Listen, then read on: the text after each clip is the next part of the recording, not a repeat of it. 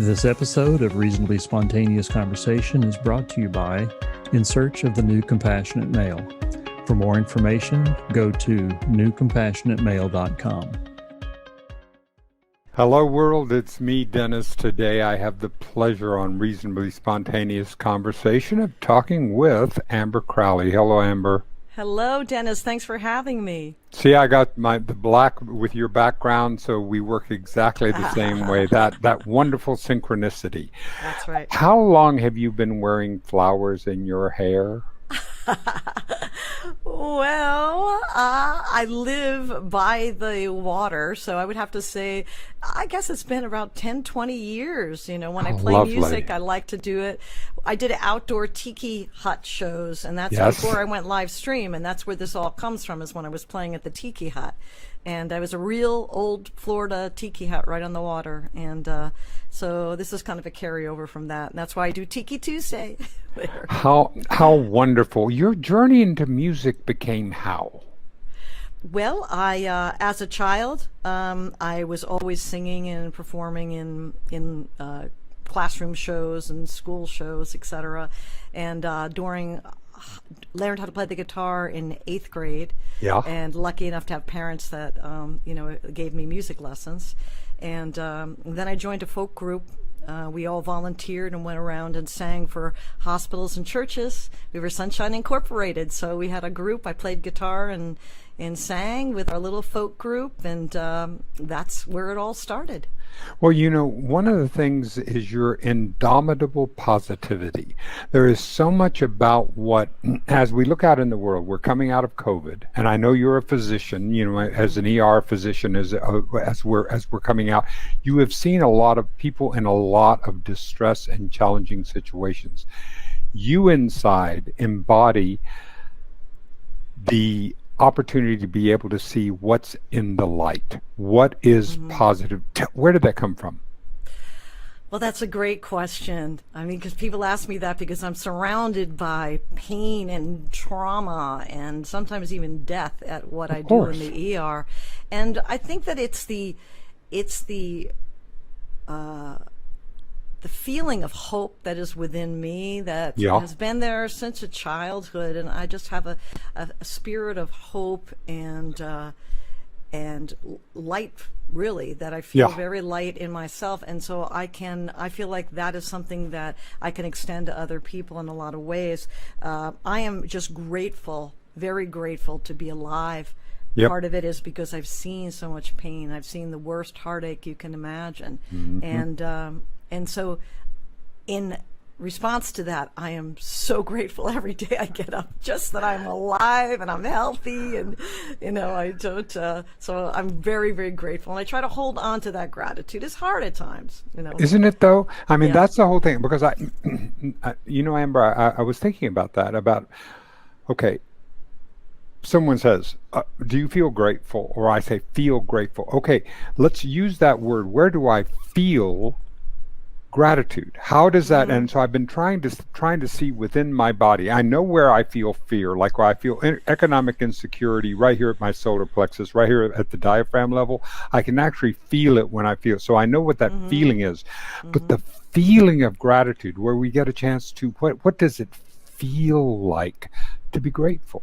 Well, I'm looking up to, a lot of times when I'm looking up to the sky, I can feel that, because I can try to appreciate the fact that we are just a little tiny speck in the universe, and somehow we have this gift of being here on this spinning planet with all these other beautiful people, and it's really, really a miracle that we are here, that gravity keeps us on the earth, that we have lungs to breathe, and that we are able to sing. I mean, it's a miracle. It is an absolute miracle. It's a miracle that I'm here talking with you. So I try to hold on to that.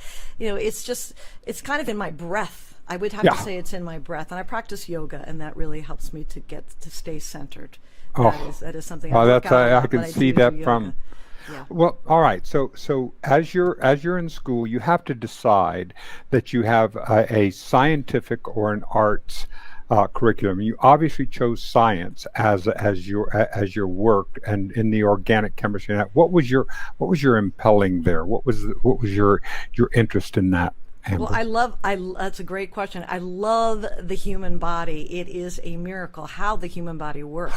And if you ever get a chance to dissect a cadaver, I know it sounds kind of crazy. No, it's magic. It's magic. It's unbelievable what an amazing body we have. Just the hand, when you see the hand dissected and all the different muscles and how it works together, it's just a miracle in itself. And so I love the anatomy and physiology. And actually, my path to medicine wasn't a straight path. I was a hospital volunteer, medical assistant, nurse, then became a physician when I was in my late 30s. Wow. So that's kind of the progression of how I went along. I was a single parent at age 19, and I lived pretty much in very, very poor circumstances in my early 20s with my daughter, alone with my daughter. So, of course, I was surrounded by friends and music and wonderful people, but we were very, very poor. Yes.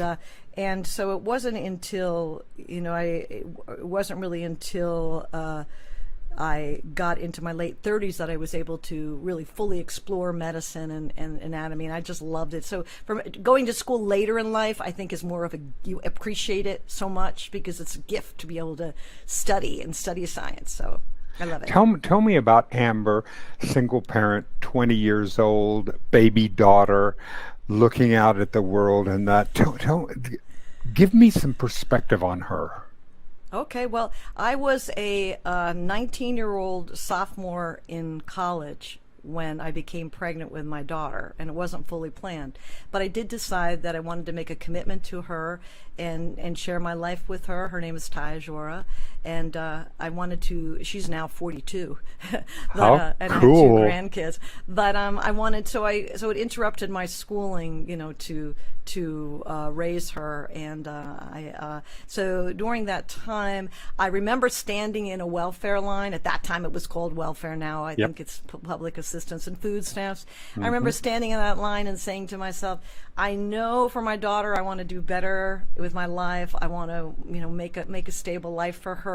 We were homeless for a little while, and I just said, I'm gonna work for her. So that's how I went to progress to become a nurse, and then later on, when she graduated high school, I went to medical school. So. Amber, when it feels to me, it helped me to see if your perspective is the same as mine, is that we must empower nurses. That we cannot make enough physicians. But if we triage down so many of the decisions and allow them to be made by our nurse practitioners and our RNs and BSNs and this that we have, that we can truly do something that we cannot do if we just try to do it by making more physicians. Nurses are gold. I have two songs written for nurses. One is called "The Power of Touch," which I wrote about 10 years ago, and the other one is called "Angels Behind the Mask." If you look on my YouTube channel, "The Angels Behind the Mask" is a collection of photographs from about 50 different nurses from all over the country, and it's at the beginning of COVID, and so they all sent their pictures in, and we all kind of supported each other at the beginning of COVID, and we put this video together with everyone with their masks on, and the song "There Are Angels" is playing behind it. In the medical community, how do you feel like the medical community is coming out of this COVID emotionally, intellectually, experientially, scientifically, on the other side of this experience? Yes. I would have to just first address the psychological component. That was what I couldn't say that in my head, but that's what I was asking. There really is a post-COVID stress syndrome, and it's not just for nurses and doctors, it's for anybody really that's experienced COVID, and we've gone through it. I think we all have emotional reactions to what's happened. The difference between people who are frontline workers is that for almost a year we went to work and we risked our lives every time I went into work. I would wonder, is my mask going to be tight enough? Am I going to be exposed to COVID? Am I going to bring COVID back to my family? So it's that feeling that you could lose your life at your job, and I know other people have jobs like that also, but that was a traumatic thing for me. Yes. We were on the front line, so it wasn't a matter of if we saw COVID patients, we knew that we would see COVID patients, and we even wouldn't know right away who had COVID and who didn't, because we didn't have the testing at the beginning. So we had to take very close precautions. Luckily, everyone at our facility where I work, nobody got sick, so that was a very good thing. Of course, I got vaccinated in January, but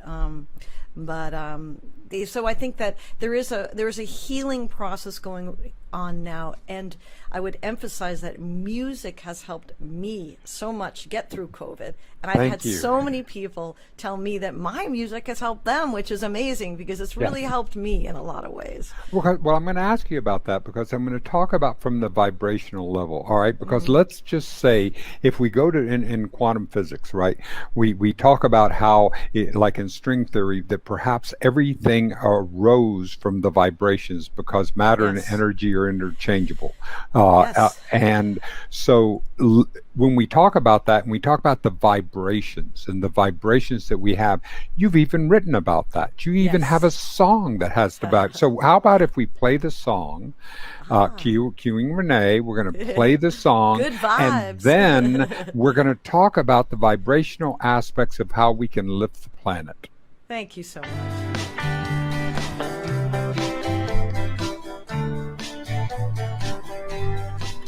I've only two hands and one little voice. How can I change the world? I could make a choice to take a leap and let my song be heard. If we all decided to show our neighbors kindness, our souls would shine. The more we give, or our good vibrations multiply. I'm talking good vibes, traveling far and wide. Good vibes, let's bring it, sang it from our soul. Tune into the station of love's creation, radiance bright. Channels free to tune into your true heart's frequency. A song can warm your heart and make you smile. This message can travel far across the mile. Let everyone listen know we're one big family, kindred spirits joined in song, the world united now as one. Good vibes, we've got good vibes, travel far and wide. Good vibes, let's bring it, sing it, feeling fine. Flying high, radiance bright, let your soul shine. Good vibes, let's bring it, sing it all our lives. To see the flowers planted long ago, uniting all creation deep in our soul. Now our love grows high, its branches touching the sky. Reach out and show the world your smile. Your good vibes will be felt all mine. Good vibes, you got good vibes, travel far and wide. Good vibes, let's bring it, sing it from our soul. Flying high, radiant stride, we could touch the sky. Goodbye, let's bring it, sing it all our life.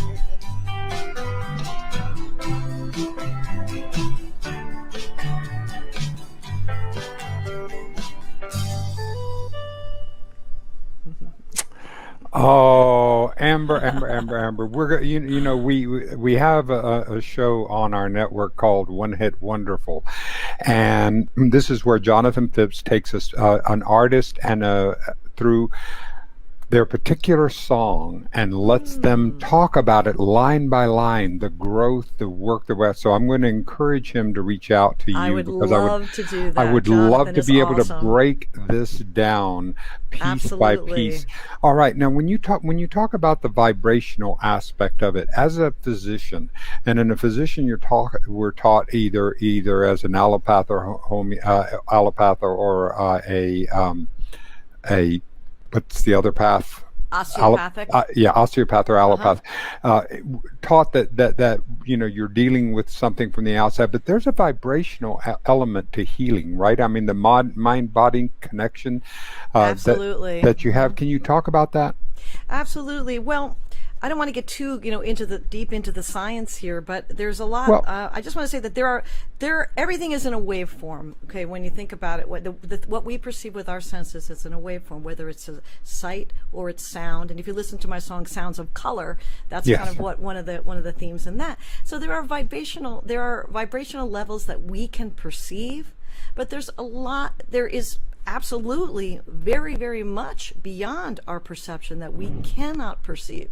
We just don't have the perception for it. Just like dogs can hear certain sounds that we don't hear, there are all kinds of vibrations out there that we don't hear. And so I think that vibration of healing is something that is beyond something that we can see and touch and hear, although it can be a component of it. There is a lot more to that feeling than what we can measure with our own senses. And so I really feel like a lot of what happens in songwriting, and not to get too esoteric here, but I believe esoteric. This is what we're here for, okay, Amber. Great. So I don't believe that the songs.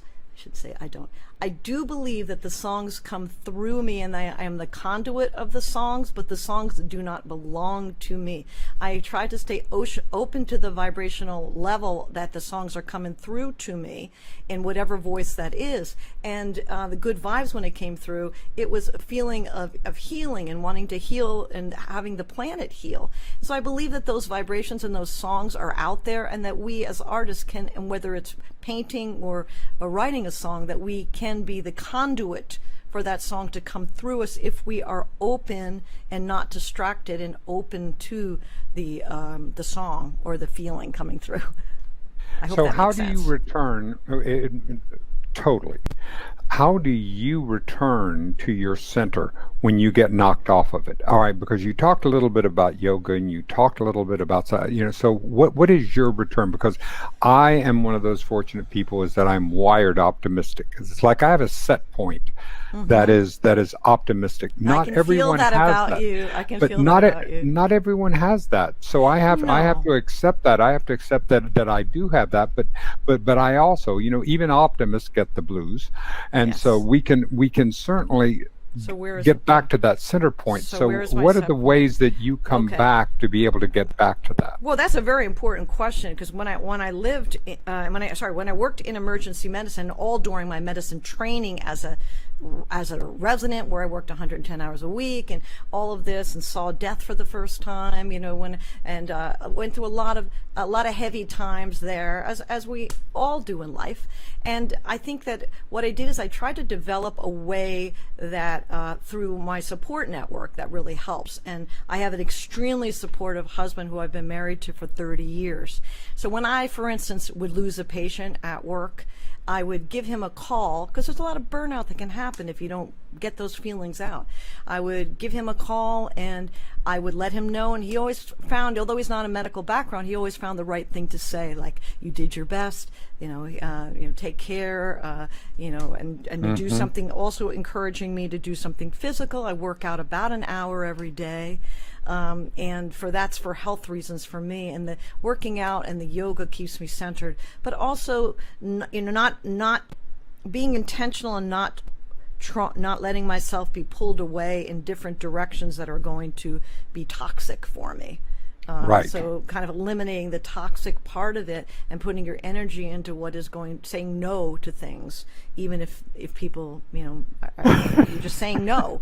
You gotta say no sometimes. No thank you is a complete sentence. Right. But when you're a helping, giving person, you just have to make sure you're taking care of you. So I try to do yoga. Really, really helps. I have a new song called "Feel the Moonlight" that I wrote right after doing some moonlight yoga in the middle of the night, so that was pretty crazy. But that's a Feel the Moonlight, and so yoga can help, swimming and running. I run probably 3 or 4 days a week, and so I try to keep a diet that is clean the best I can. I'm not perfect, and I certainly, right. But I get into the cookie jar more than I'd like to. But I try to keep a very clean, basically more plant-based than anything diet. I do eat chicken and fish too, I'm grateful to have very caring parents. I was raised in a very nurturing, caring household with people that just loved me unconditionally and still do. My parents still watch my live streams all the time, and so I've been surrounded by love my whole life, so I've been grateful for that, for sure. Well, all right. So, what is the role of art and creation in this aspect of in your music career? Because you're expanding. When Renee pitched having you on the show, and I went, wow, yes, this is who I want. But she expressed how much your art uplifted her, and so from your creation, from your part of the creation, I love and you, looking up, Ray. yeah. How would you talk about the art in your creative process? Yes, I will definitely do that, and I must explain that when you look at my history, especially the histories of my albums and my whole history as a musician, you'll see that there's a huge gap. There's about a 10-year gap, and in that gap I was working 110 hours a week at times, and really just working as a having so much of my energy going into medicine. I did not have the luxury of being able to play music, and especially be able to write a lot of music. So over the last year, I've decreased my hours as a physician and close to retirement, and I am taking the whole summer off to record an album, and so I have the luxury of being able to focus on that right now. So my process I think one of the biggest challenges that I think it's not just me, but other artists and musicians face is that there's a lot of distractions to our creation. And we want to create, we want to write songs, we want to express that, but there's so many distractions that come along, especially if you're working a full-time job, if you have kids, other responsibilities. There's a lot of distractions. Right now, I'm in sleepy Cape Cod, a little seaside town. I live on a end of a dead-end street on the edge, in the forest, basically, in the edge of conservation land, and there's maybe 2 cars that go by my house every day, and I don't work outside my home, so I have very little distractions right now. So it is a perfect place to create and as my husband will say, because he has been self-employed for many years, is that when you're self-employed as a musician, singer, songwriter, got to carve out that time, to do the songwriting. Otherwise, you get distracted by everything else that's out there, so. But it just happens for well, I'm 73 this year, so I get an opportunity to see how we at this time we elders at this time in my life, and you'll be joining us soon. Yes. I don't know how old you are, but you'll be getting an opportunity to be able to do this. Is really, it's like we can be part of whatever it was, this tribal sense of this global sense that you spoke that you sung about in Good Vibes, that we're all in this together, that there is a place for us as a generative, excited, important key element to the healing of the planet. I believe that with us. Absolutely. And there are so many people that are entering into retirement age or that are at retirement age. And a lot of them are my patients. And one of the things that I notice is that, people put 100% of themselves into their work career, whatever that was, like I did with medicine. And suddenly, the day comes where you're packing up your last box of books and pens from your office, and you're going home. So now what do you do? And first it feels like spring break. And, you go and you travel. Typically, people go on big vacations, and travel wherever they want to travel. I didn't do that because my husband and I have traveled, over the past 10 years. But and I was what I did is I just reinvented myself and did music, and that's what I'm doing right now. Is I'm probably putting in 40 hours plus a week at music. So I'm not going to happy hours to drink or doing the typical, especially down in Florida, doing the typical things. It gets pretty wild down there. It's like spring break, but everybody's over 60. Oh yeah, exactly. Yeah. But I went down to Florida to work. And as a physician, and I worked as a musician as well. But I think that we can reinvent ourselves in retirement. I would just speak to anybody that is newly in retirement or thinking about retirement. Is come up with a plan of what you want to do what you can give and have be your purpose, because everyone needs a purpose when they get up in the morning, and the people that don't have purposes when they get up can find themselves getting into depression, even though they should be happy that they're retired, but they go into a depression because they don't have a purpose when they get up in the morning. I couldn't agree with you more. I believe that the human being is a purpose-driven organism. That is what, and that whenever we connect people to purpose, suddenly they shine. This idea, I was so because I am an Amazon addict, and because I give money to Jeff Bezos all the time, it saddened me so much to hear him say that he thought that people were lazy, because that to me is not my experience. I believe that if people are connected to purpose, they will go out of their way to contribute to be an extraordinary piece of this puzzle. Yes, I do agree with you. I think that my feeling is that people are intrinsically good, and people want to be needed. They want to have a purpose. They want to make a positive impact. But it's kind of hard, as I say at the beginning of Good Vibes, I've only 2 hands and 1 little voice. How can I possibly change the world? I'm just one person. Exactly. But if you make a choice, that's the whole line of that. Yep. Is that you can take a leap. For me, letting my song be heard, it was taking the leap as a singer-songwriter and believing in my own songs, and leaving the cover songs behind, and now playing 99% original songs, which has been a big transition for me over the last. Did that take that took quite that must have taken a leap of courage, a leap of faith to do. It has, but what I want to say is I am full of gratitude. So my heart is so full of gratitude for my fans.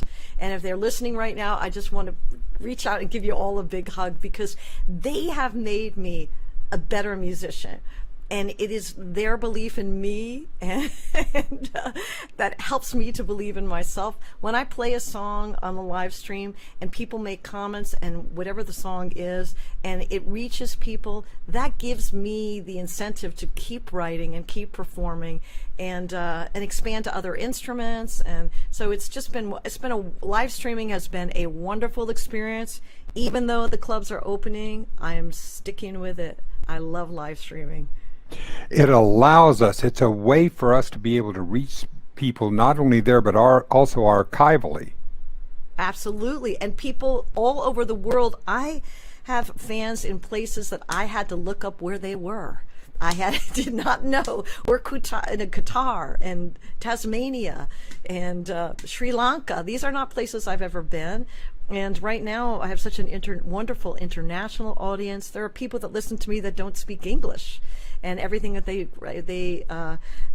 send to me messages are in another language, and they're translated. So it's a miracle, really. And I love the international component of live streaming as well. What is there a song that excites you at this instant, that is running through your head, that you go, I want to play this song now? I think it's A New Day. It's one of my signature songs too, in that it's the title song from my album Amber Waves, and that's available on all platforms, including there's a video that goes along with this on my YouTube channel. But It's a New Day was written one morning when I was on my way to work Monday morning, and it was just really tough to face the day. I knew I was going to go in and work with COVID patients, but I looked up to the sky and the new sunrise and said, it is a new day. Now the context that when people hear this song, we think of it's a new day because we've gone through COVID, and it's a new day that most people are getting vaccinated and we're coming out into a new world now. So it's a new day. May I play it? I would love for you to hear it, as long as you'll let us talk about it on the other side. It's a new day, there's a new way, there's a road you never rode ahead of you. Open your eyes, yeah, and open your heart, open your arms, embrace the day. Alarm clock jangles me out of bed, shower and coffee just to clear my head for the new day. I grab my keys and I step outside. I'm greeted by the fresh sunrise of a new day. It's a new day, there's a new way, there's a road you never rode ahead of you. Open your eyes, yeah, and open your heart, open your arms, embrace the day. Sorry. Stop for a moment just to breathe, grateful for the life we lead in the new day. The present's a gift we get to open today. Yesterday's ship has sailed away. It's a new day, it's a new day, there's a new way, there's a road you never rode ahead of you. La na na na na, it's a new day. La da da da da da da. La da da da da da da.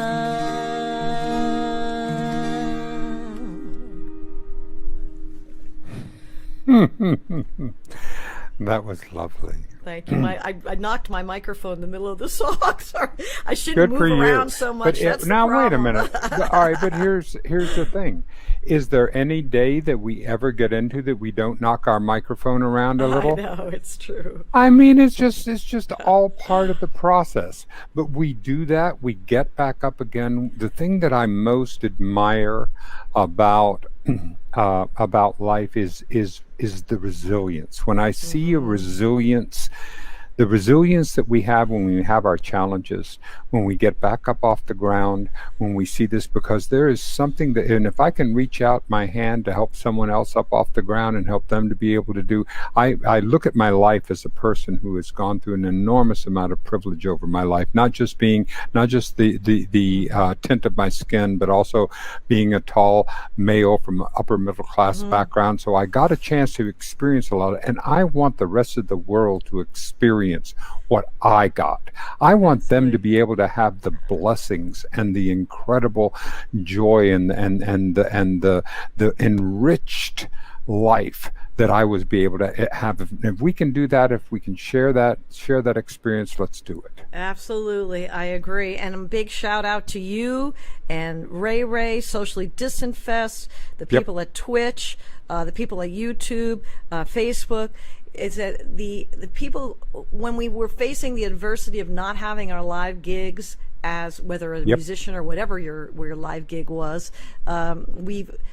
many people took advantage of that and said, hey, let's reinvent ourselves. Let's see what we can do, a live stream. Let's make it happen. And Dennis, I can tell you're one of those people. You took advantage of that situation where it seems to me that you took advantage of the situation and you said, hey, let's make something really good at this. Maybe it hasn't been done before. Maybe we don't know what we're doing when we're live streaming for the first time back in March.